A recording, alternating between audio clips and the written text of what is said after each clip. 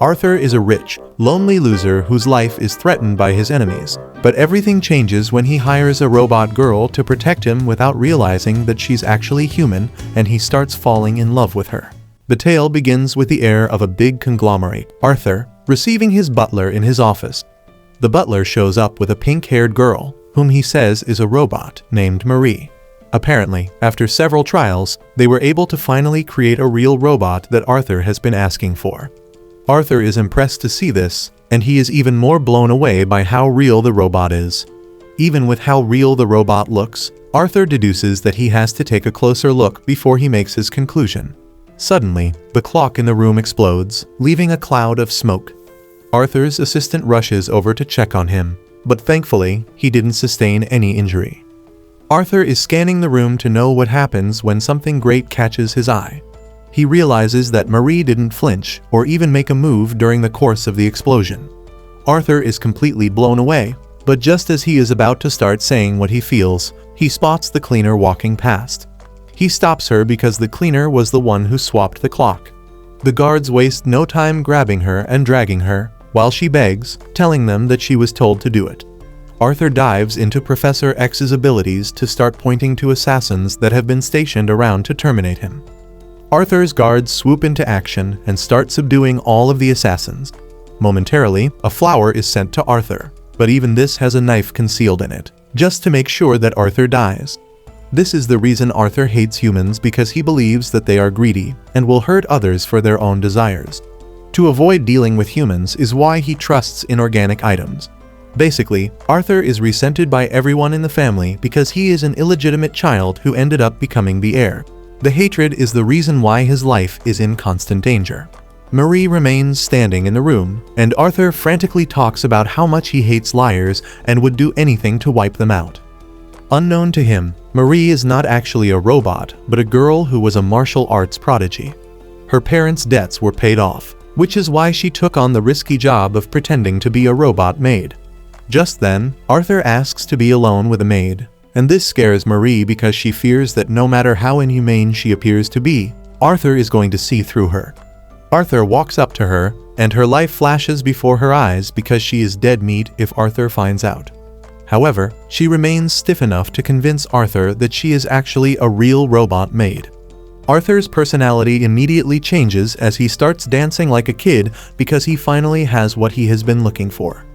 The next day, the butler, who is the only one aware of Marie's real identity, tells Marie that she needs to start escorting the young master to the academy because his life is in danger. Marie hungrily munches on the sandwich being prepared by the butler because she doesn't get to eat until Arthur is in the bathroom. She eats all of her portion and ends up running off with the butler's sandwich like a hungry raccoon. The butler hopes that Marie will stay safe because they are so dead if Arthur finds out that Marie is what he hates the most. When it is time for school, the driver ends up coming late by just under a second, but he receives a good scolding from the young master. On their way to school, Arthur tells Marie about his schedule, and he begs her to act like a human so that she can escort him to school.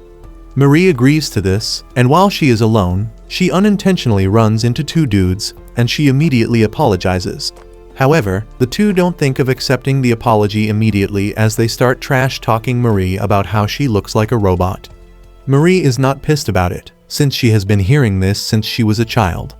Her mother was always scolding her for being an emotionless child, and Marie is in the middle of the standoff when Arthur shows up. The two dudes see Arthur and waste no time running off. Marie thanks Arthur for the assist, and he pats her on the head, telling her that he finds his emotionless face very cute. Marie manages to conceal how happy she is about this remark because it is basically the first time she has received such. Later that day, Arthur holds a meeting with his brother, Maynard. Arthur and Maynard exchange nice greetings on the surface, but deep down, they are hurling curses at each other. Maynard wants Arthur to just disappear so he can be the heir instead, and it turns out that he is part of those who have been sending assassins after Arthur.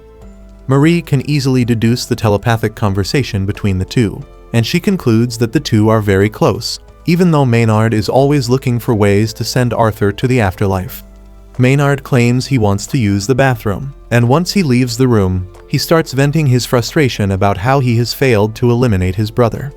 Unknown to him, Marie is standing behind him, and Maynard almost craps his underwear when Marie reveals her presence.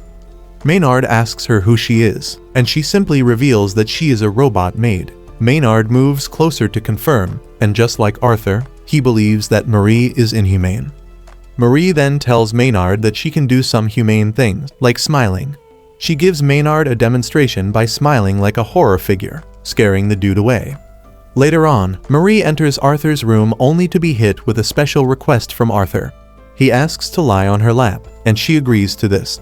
While lying on her lap, he reveals his intention to get stronger because he has no one and everyone else is against him. Surprisingly, Marie assures him that he can count on her. She lets him know that no matter what happens, she is going to remain his companion. Arthur's face lights up in hope and relief when he hears this. He thanks Marie for the assurance, and he sleeps off on the girl's lap.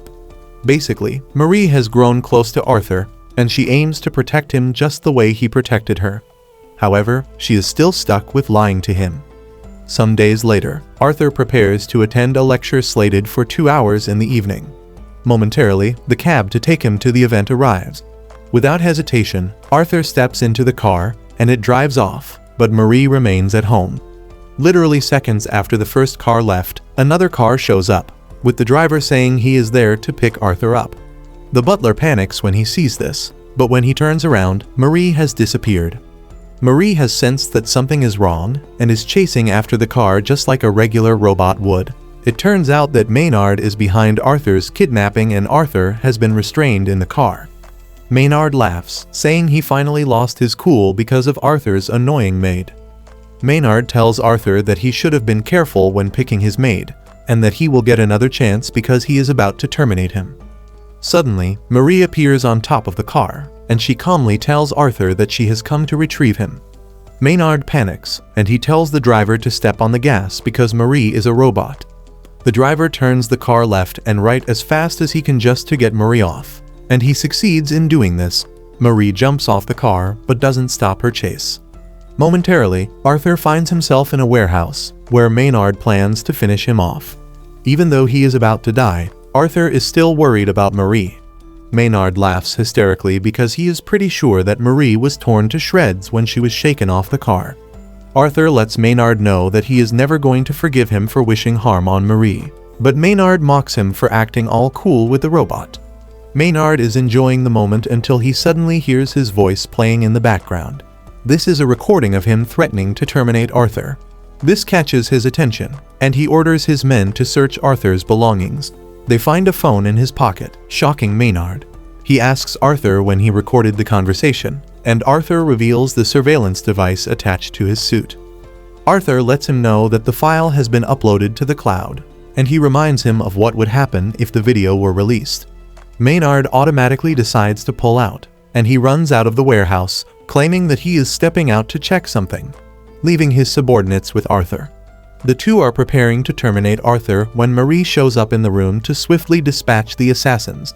The two manage to escape from the warehouse with their lives, but are forced to run since the car is gone. Marie releases Arthur from his restraints, but before they can start celebrating, the gasoline that was poured on the floor during the tussle with the assassins catches fire thanks to a cigarette remnant. This leaves the two trapped, but Marie starts looking for a passageway because Arthur is running out of breath. She finds an outlet close to the roof, and she tells Arthur that she is going to help him up, but she won't be able to escape. Arthur doesn't want Marie to sacrifice herself for him, but realizing that she might die, she finally decides to tell Arthur how she truly feels. Marie lets Arthur know that she is happy whenever she is around Arthur, but then she assures him that she is going to survive the fire because she is a robot. She lets Arthur know that she can always reboot. Having heard this, Arthur allows Marie to push him out of the building, while she remains trapped inside. Marie eventually passes out because of the smoke, but when she wakes up, she finds herself in the manor with Arthur beside her. It turns out that Arthur called his butler to help save Marie, and he arrived just in time to do so. Suddenly, Arthur tells Marie that he has a question to ask her. Marie and the butler almost fainted when they heard this because they knew the obvious question that he wanted to ask.